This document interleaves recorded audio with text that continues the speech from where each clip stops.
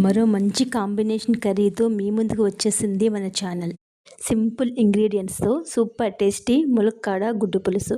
ఈ రుచికి ఫ్యామిలీ మొత్తం ఫిదా అవ్వాల్సిందే. ముందుగా అందరికీ నమస్తే. Welcome back to our channel taste and travels. 2 గరిటెలు ఆయిల్ వేసుకొని, ఆయిల్ వేడెక్కిన తర్వాత కొంచెం అర స్పూన్ పసుపు కూడా వేసుకొని, గుడ్లకు ఉడికించిన గుడ్లను ఘాట్లు పెట్టి ఆయిల్లో ఫ్రై చేసుకోవాలి.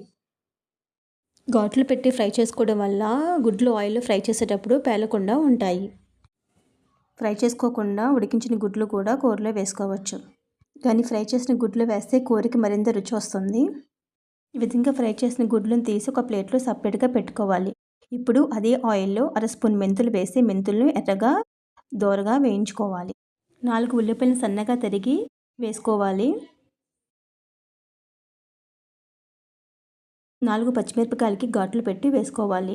ఉల్లిపాయలు త్వరగా మగ్గడానికి 1 స్పూన్ ఉప్పు వేసుకుని బాగా మిక్స్ చేసుకోవాలి. ఈ ఉల్లిపాయల్ని గోల్డెన్ బ్రౌన్ కలర్ వచ్చేంత వరకు ఫ్రై చేసుకోవాలి. మెంతులు వేసుకోవడం వల్ల కూర మంచి రుచి వస్తుందండి. ఒకసారి మెంతులు వేసి ట్రై చేయండి. ఒక టమాటాని సన్నగా తరిగి వేసుకోవాలి. అలాగే 1/2 కిలో ములక్కాడ ముక్కలను నీట్గా క్లీన్ చేసి వేసుకొని మీడియం ఫ్లేమ్లో 5 నిమిషాలు ఫ్రై చేసుకోవాలి.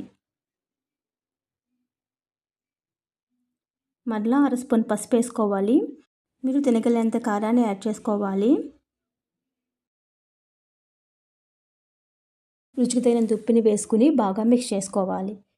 పెద్ద నిమ్మకాయ సైజు చింతపండు నానబెట్టి చింతపండు పులుసుని యాడ్ చేసుకోవాలి. ముందుగా ఫ్రై చేసి పెట్టిన గుడ్లను కూడా వేసుకొని మంటను మీడియం ఫ్లేమ్లో పెట్టుకొని మూత పెట్టి ఈ చింతపండు పులుసులోనే ములక్కాడ ముక్కలు కోడిగుడ్లను ఒక 5 నిమిషాలు ఉడికించుకోవాలి.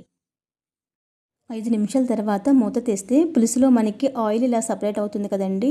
ఈ స్టేజ్లో అర గ్లాసు వాటర్ యాడ్ చేసుకొని బాగా మిక్స్ చేసుకొని మీడియం ఫ్లేమ్లోనే మూత పెట్టి మరో 10 నిమిషాలు ఉడికించుకోవాలి.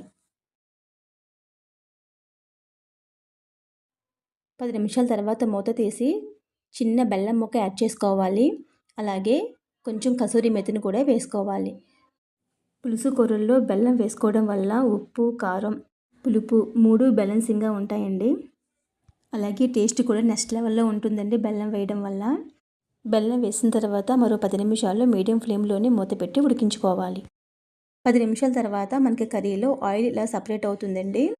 ఇప్పుడు ఫైనల్గా ఫ్రెష్గా కట్ చేసుకున్న కొత్తిమీరని వేసుకొని ఫ్లేమ్ని సిమ్లో పెట్టుకొని మూత పెట్టి 5 నిమిషాలు ఉడికించుకోవాలి. 5 నిమిషాల తర్వాత మన కర్రీ మొత్తం రెడీ అయిపోయిందండి. అంతే, ఎంతో ఈజీగా టేస్టీగా ఉండే మన ములక్కాడ కోడిగుడ్లు కర్రీ రెడీ అయిపోయింది.